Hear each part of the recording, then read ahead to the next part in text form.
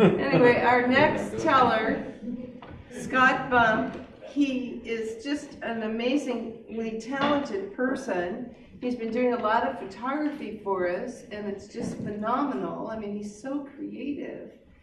And I want to say that he started out with one story, which this happens a lot. You start out with one story and you think that's the one you're going to tell.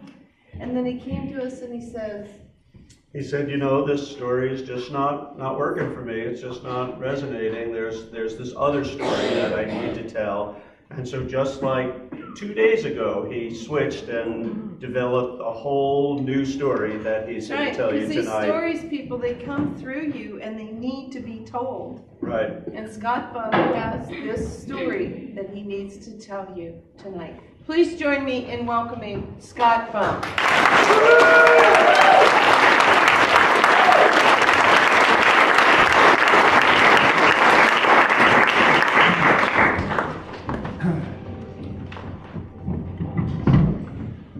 I am an independent person. If you were to ask my family or friends, they would probably say I'm a frustratingly independent person. I'm one of those people who, if I were to move from one apartment to the other, I'd try and do it myself. Until I got the couch stuck in the door, and I couldn't get it out or shut the door, then I would call you and we'd have to try and get this thing out.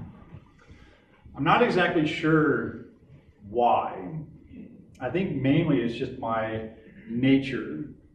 Plus, you know, when you're a teenager and you feel ostracized and an outcast, it just brings up this feeling of not belonging. And I had this feeling of not belonging and feeling like I was on my own, and the only person I could count on was me.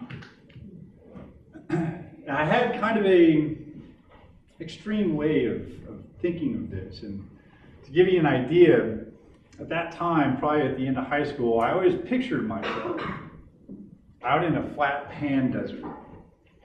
There were no trees, there were no bushes, there were no clouds, and there certainly weren't any other people. It was just me and the sun. Me and the sun constantly beating down on me. There's no shade. The only shade that I could get into was my own. And I couldn't get into that. So the only thing that I knew how to do was become defiant. A little angry. I got an attitude. I got an attitude with the sun. I was like, sun, fuck you. Fuck you.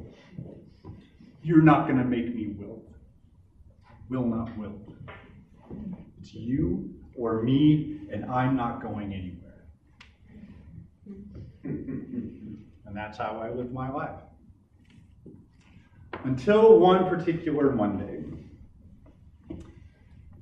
I was with my then girlfriend Helen, and we were traveling through India and Nepal. We had been going for about 2.5 months. At this point in time, we'd been through India, and now we're in Nepal, and we're in a town called Pokhara.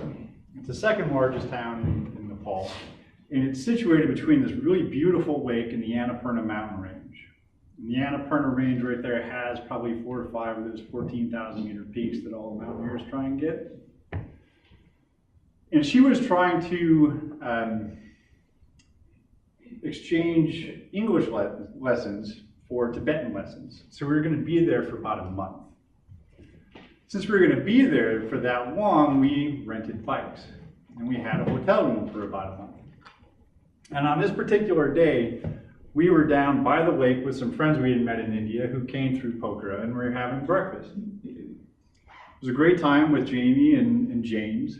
And then Helen and I were going to go back to our hotel. The thing with these bikes, though, they were Huffies. And they were made for Nepalese people. They were short. In fact, they're probably about this size right here. And Helen and I were riding home. We're riding home from breakfast to our hotel, and I suddenly got this gurgle in my stomach. I traveled enough in third world countries to know the difference between indigestion and the gurgle of disaster. And this was definitely the gurgle of disaster. In India, I was getting traveler sickness about every 2 to 3 weeks. So I knew it really, really well. And I'm riding my bike. I'm like, oh man. And one of the things I noticed, because it comes on really quickly, is that when my knee would come up on the pedal stroke, and there's no real polite way to say this, it would feel like I was about to shit my pants. Well, in Nepal, they don't have restrooms. They don't have public restrooms. It's basically your hotel. And we were 15 minutes away. I was feeling like I was coming into this between a rock and a disastrous place. So I had to try and figure out what I was going to do. If I didn't ride home, disaster was certain. But if I did, disaster was a definite possibility.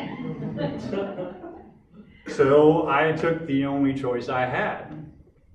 I took possible disaster. I started riding a lot harder. A lot harder. And I could hear Helen behind me going, dude, why are you going so fast? And I was like, disaster! Disaster! And I was going faster. And the thing is, with Nepal, there's no bike lanes like in Portland. You just have this crazy chaotic street and a crazy chaotic side of the street. There's dirt over here, pavement here, and it's chaos everywhere. So I'm really starting to get worried. I'm going faster and faster and faster, and buses are going by, and rickshaws are going by, and I'm trying to dodge through people, and all of a sudden there's chickens. Where the chickens come from, I have to go through the chickens, and then there's more buses and trucks, and there's a goat. Billy, get out of the way! I am not going to wait for you. I'm going through. I keep going, and I see a pothole. Do you know what a pothole does to a guy who's literally trying not to shit his pants? So I got around the pothole, and I'm almost at the side street. I go to the side street. I'm almost at the hotel. I get into the hotel, get on the front lawn. I ditch my bike at the gate. Run, run up to my room, and I get my key, and I'm trying to get my key in the door, and I can't get. I get it in. I grab the 5-gallon bucket that we would do our laundry, and I go in to the toilet. I sit down on the toilet, and I put the bucket between my feet, and my body just purged itself. And it alternated and purged. And after 5 minutes, I was like, come on, man, I'm done. After 15 minutes, my entire body started to feel a little raw. My mind was starting to feel a little raw with it. 25 minutes. And I felt like I had been hit by one of those trucks out there. And my mind was starting to become kind of delirious. Well, my body finally stopped, thankfully. And I got up and went into the room. And over by the door, Helen had finally caught up and realized why I took off. For her eyes were really big. I don't know how long she was there, but her eyes were big. And I knew from her look that she knew what I knew. I had never been this sick before. And the realization of seeing it in her started to well up in me. I felt a long way from home right then. So I went over to the bed and I kind of crawled underneath my sleeping bag because at this point in time I really just wanted to hide. I could feel that loneliness welling up in me again. But I felt Helen sit down on the bed behind me. And I felt her hand start to rub my back. And I caught my breath. Because with every emotion I was feeling, I knew that when I exhaled, what was going to come. And then I felt Helen lay down behind me and wrap her arms around me. And I said to her in just a little above a whisper, and I was saying it to her as well as I think to myself, I said, you know, I may not be as strong as you think I am. And her embrace only tightened. Well, that was what let it come out for me. And I started to sob a little bit, and it was that staccato kind of sob. It was that frustrated sob because I was frustrated. I was frustrated at the cockroaches and the rats. I was frustrated at the dirt and the filth. The buses that didn't have any shocks on them, and the bus wreck that we had been in 2 months before. I was frustrated with the poverty that you see every day in countries like this. But most of all, I was sick and tired and frustrated of always standing alone in front of that goddamn sun.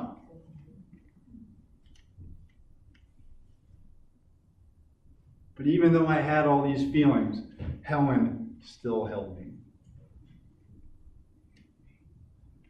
So I did what I had not done in my entire adult life. Until that point, I took my shields and my protection and I put them to the side.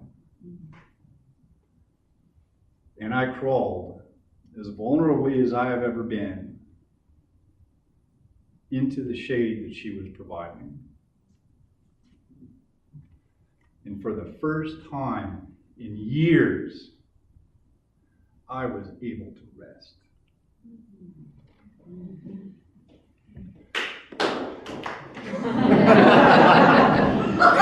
Not yet. As it happened, I had a form of dysentery, and I had a pretty virulent strain of dysentery. And I don't remember anything for the rest of that week. Helen basically had to take care of me. I had a temperature of 106 that first night, and she was freaked out. I'm 230 pounds now. When I was well enough to weigh myself again, I was 168. But she had to take care of me. She had to make sure I was drinking enough water. She had to make sure I had food, even though that food wouldn't stay in for very long. She had to make sure I took my medications on time. You know, basically, she had to make sure I didn't die. But after that week, I started to get a little strength back. And I was able to go and get my own water. And then I was able to go and get my own food.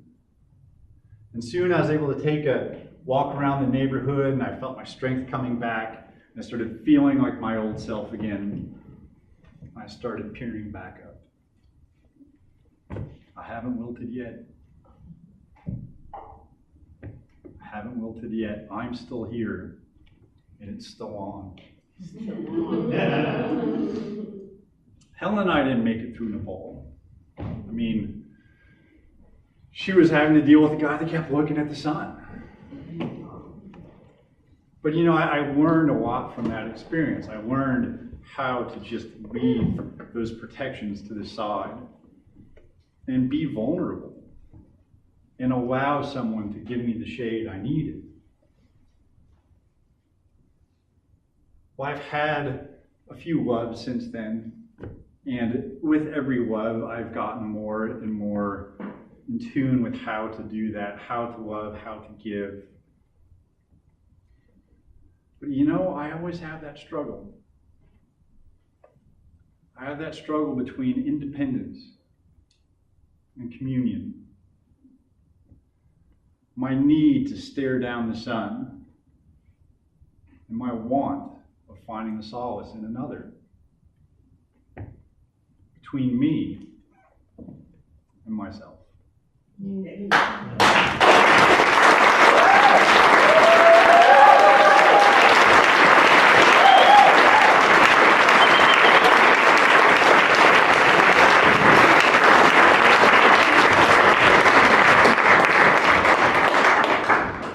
job.